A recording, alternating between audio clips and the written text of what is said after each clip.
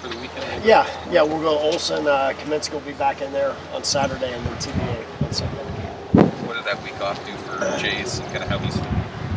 Did wonders for him because he felt really good. He threw his pin yesterday.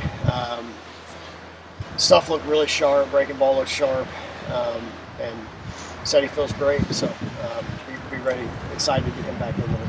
Was that his decision to take a break? Was that you guys as coaches kind of setting him down a little bit? It was both. It was collaborative.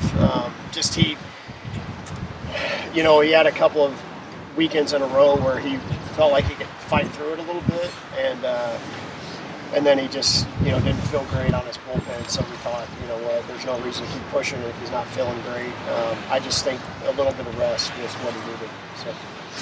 Anything stand out to you about Iowa? Yeah, they have power arms. They've got some, Friday night guys going to be as good as anybody in the country. Their pitching in general.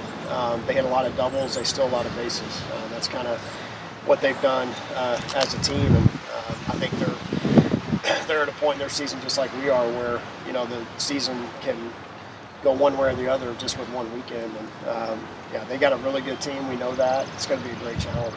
With the way you're hitting, Will, and the way they're pitching, you feel like this is a pretty fun matchup for college baseball? Yeah, I think it's a good rivalry weekend too. I have a lot of respect for Coach Heller and the job he's done there at Iowa, and they got a lot of really good players, and they do it right. So I think it's a great weekend for college baseball. A good matchup of two talented teams. This is a weekend where plate discipline's maybe at a premium for you guys. Yeah, it is. There's some long counts to be had if you're willing to get in the fight a little bit.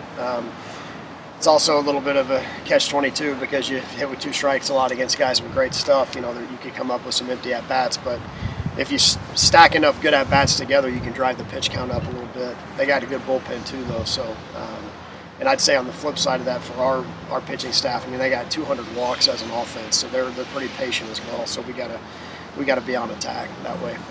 Do you keep reminding guys like Matthews and Anderson and even Swanson now when they hit the home runs that they don't go up there thinking, man, I'm gonna smack another one? Like, they just do what they are supposed to do. I just stay out of Bryce and Max's way. I don't say anything to them. They're swinging it so well that they just go do their thing. They're third-year guys now, and I don't think either one of those guys are thinking about hitting home runs. I think they're just thinking about finding barrels, and so I don't really have to say much to those guys. And you mentioned Gabe. He's a year younger.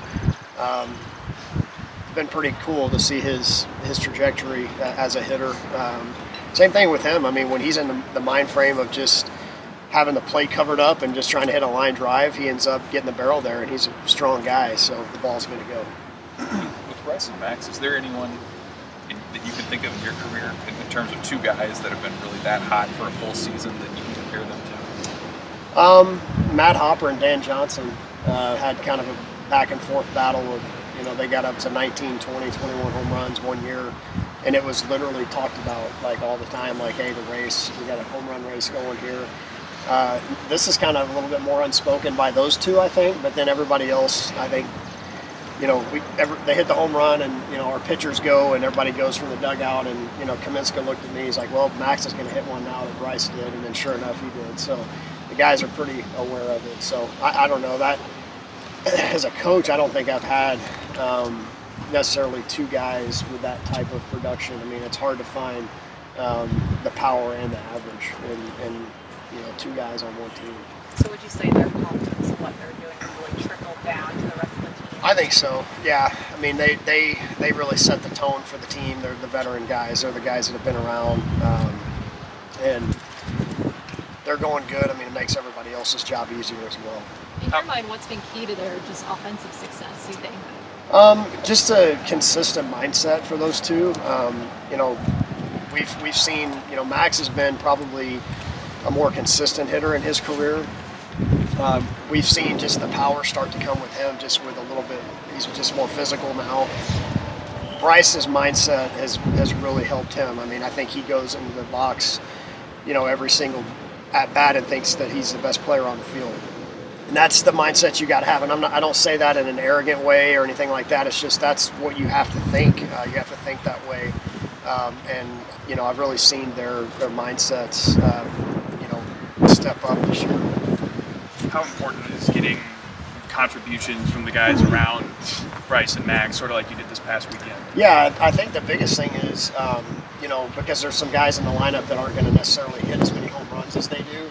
So we've got to drive in runs different ways. I like Cole Evans, against Creighton, a 2-out RBI. Like those type of things are backbreaker swings for the other team. So it's, home runs are obviously great. I mean, we love them. They're free baseball points, as we say, every time. But the backbreaking hits really are the ones where the pitcher thinks they're getting ready to get off the field and they give up the 2-run single. So we, have some guys that have different roles on the offense. So those guys need to, continue to do that for us to roll.